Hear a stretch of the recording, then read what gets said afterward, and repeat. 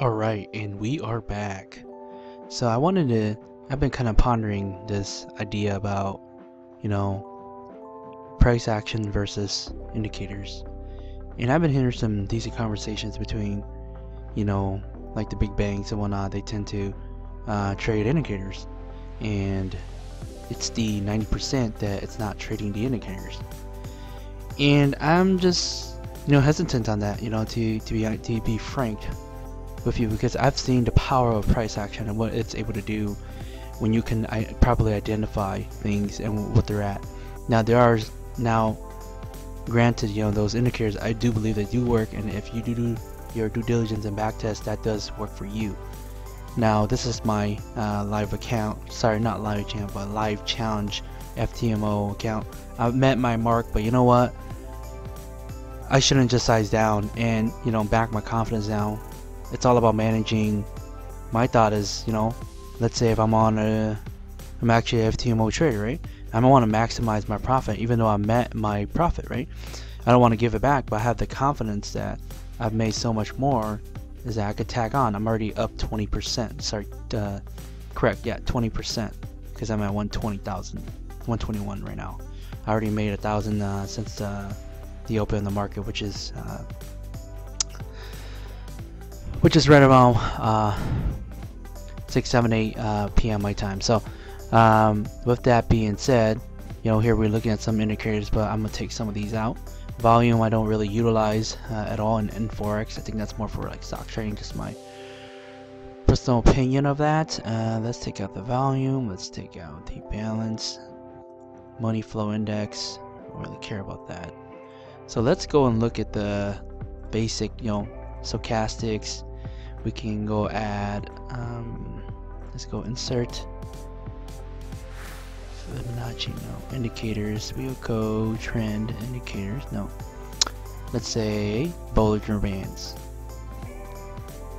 the basic one. Okay, insert indicator. Where is the stochastic? Just the basic. And that's kind of where we're at. And as we can see, we just kind of line up. Sometimes they are really right on. What about this price? You're thinking it's coming all the way down, but no, it bounced right here, where the Bollinger Band is. So you're thinking, oh, we're gonna, if it's up here, we're gonna sell it all the way down. Where's the stopping point? Yeah, this one was able to kind of identify where price is, but for example, like in this area over here, you can't really tell how much it's dropping. Let's say if you sold here, right, and your stop loss is somewhere over here, you're constantly going to get hit with your stop loss because it's in an uptrend. Obviously, we're in a 1 minute chart, but we can go to the different time frames and see, oh, we're right here, we're at a peak area here, and we could possibly see no divergence there, but where price is going. I know that price is trying to hit the previous high here, but for me, in my strategy, I know I'm gonna cash in on a pullback. I think it's gonna at least pull back before we go, but if it doesn't, that's just part of the strategy. I already put in the risk and I know where I'm at, and I didn't identify this through the indicator, but like I said again, sometimes the indicators do confirm what price action does tell you. And on the, I think, 5 minute chart, we're looking at there's some heavy resistance in this zone. If I was to obviously I got in early, but there's this zone here that price is trying to get. Now I'm starting to see some push back to the upside, and it seems like we may get stopped out here, but if we do, that's alright. That's just part of the game. And because when we come down here, we can really see resistance here, that price is being rejected. Obviously come down here and the buyers are pushing it up higher, and it's really trying to retest that previous high, or obviously in price action we've already broke that, and technically if we bounce back, we just bounce back to the middle Bollinger Band, all those things. So I think that they can work hand in hand depending on what you're using, as long as you don't use one as just the main confirmation, but you using it in confluence of one another. I think that's when it becomes pretty powerful. But At the same time, you don't want to have so many of these that it becomes very convoluted, where one is saying overbought and one saying oversold, and it just kind of contradicts itself. Could make it quite hard for you and over complexize, if that's even a word, the setup that you have. So so this trade setup, see where we're at. Bollinger Band saying that let's go ahead and grab that. Back in the days, I used about 3 years ago when I first started, use stochastic MACD and CCI to see the overall. Let's see indicators. Bill Williams. Let's go. I don't use those oscillators. So we use a commodities channel index, and we use the MACD.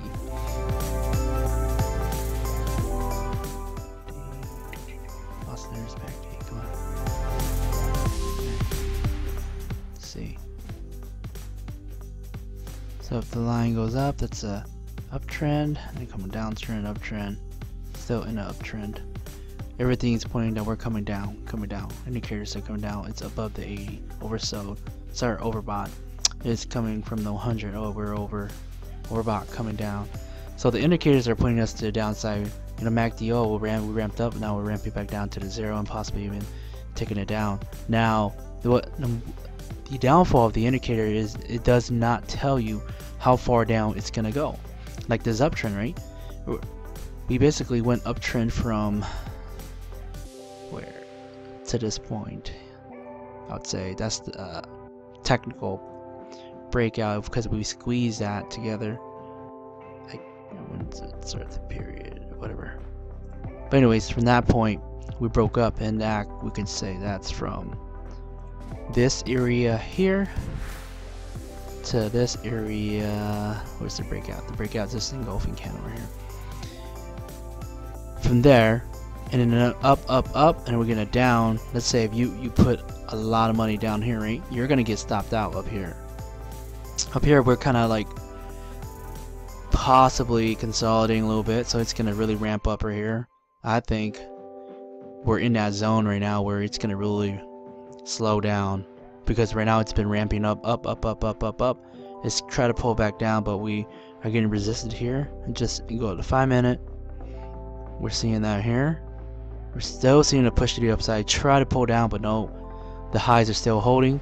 Now we get some type of doji or rejection up here, inverted hammer to the downside. We may get that push, but I'm trying to see. So the day started here, and now we're at here. Seems like we may be getting a doji in a 5-minute. You know, getting a push back down also.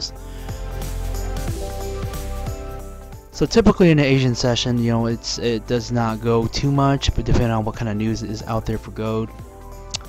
Just from my 2-3 years of trading gold here, and even though the indicators are pointing to the downside, it may not even come down that much. Our new resistance can be at the 15.5935 location here, and that's something that we're gonna have to really look at as the price comes down. But this is just a kind of like a live demo session. You know, kind of breakdown of comparison between price and indicator, and not price indicator, but indicator and price action, and how I believe that you need to use them in confluence. But even if you don't, I'm not saying price is king or indicators is king. I think it's just how you apply them, and if you have the time, you know, if you put in the time to understand and see how price react in a certain situation, you may not even need an indicator to know that it's really overbought or it's really oversold. You know, even like here, right? It's saying that we're going down, but really the price has not even moved. On the, obviously this is the 1-minute chart, but I'm just saying, you know, every chart is definitely different. So here we're going down, but are we really going down? The indicator is stating that we're going down. Now we have to protect ourselves in our stops on the top side. You know, and then what's your strategy once it continues to break out? What if it breaks out of its little consolidation here? What are your options? What do you expect the market to do? How are you going to navigate through that? What if it doesn't go your way? Is there only one way, or are you going to just keep wishing and hoping that it comes down, or it goes up, or it breaks out even further, or it retraces back more. So I think that that's the thing that you have to know and understand, that price and indicators work hand in hand with just how you are, when you have different strategies for different markets. Like in an Asian session, it's going to range much more. But during the New York session and during the London session, there's going to be much more movements, whipsaws, or where price would just go up and then go back down, because there's a lot of movement with news and price and everything that correlates with gold, that the inverse correlate, and so many factors to understand. I obviously don't look at news much, but they are definitely important things to keep in mind in the back of your head. That's why you always set stop losses. That's the key. If you want to pass this challenge account, I just say you better set stop losses. If you don't, you will fail. And that's pretty much it. That's basically what I want to say about this video, is that at the end of the day, use what you're comfortable with, but I feel that you can use them in Confluence, but I think the main part is having chart time and backtesting like crazy, and you have to do your work, due diligence, to really study the charts, to know your setup, and to get your hands dirty. A lot of young millennials and people out there that are just starting, 18, 19, 20, 21-year-old, you got to get your hands dirty. You got to get in the fire. Just because you go to college or whatnot does not mean you're qualified. They're going to ask you for your experience. They're going to ask you, did you trade your own money? They're going to ask you, even you're trying to get to the markets, and what is your plan? What's your setup? What have you done? Yeah, demo tracker is pretty good. I have my own, but that does not validate anything. But how do you perform when you're using people's money? When you're trading other people's money, you manage other people's money. How do you go about it? How serious do you take your risks? Because that's all they care about. So enough ranting. At the end of the day, your decision is yours, but I truly believe that that's the route that we need to take in this, is that you have to use both, and start with indicators first, because they're always easier, and then you can navigate to price action, and then how can you mash the two together to use to your advantage in sense of confluence, and not like battling each other out, and use it to your advantage, and don't have one put more bias in the other, but then take the time to go back test and see what is really feasible for your strategy, for what you're doing. And I've done my due diligence with that, and that's how I've been able to consistently make, within 2 days, size my size up so much, because the setup was so perfect that my stop loss was actually 2,000, but what was my gain? 4,000, 5,000. Right?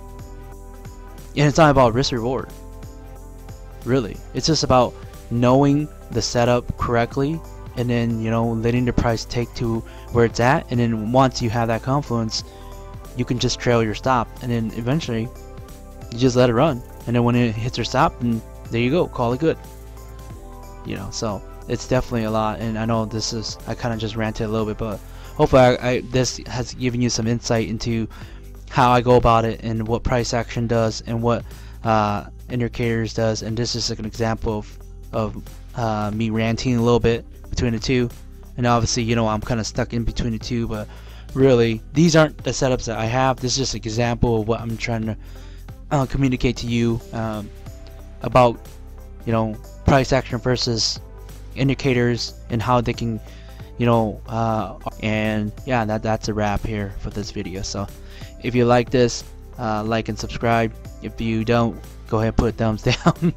And I respect your decision. I know it's a work in progress, so we'll continue to get better, get better analysis, and go from there. But other than that, we're on a journey together. And I'm 6 days into the FTMO. I'm obviously over the challenge. I'm within the risk parameters and everything, so I will definitely be doing a verification review and go in depth about it, and how I taken steps to complete it. And then with that, you can join in on me, and then I can give you insights to it. I don't think I have plans to be doing anything else, but being a prop trader with FTMO, but I may possibly look into other companies too. So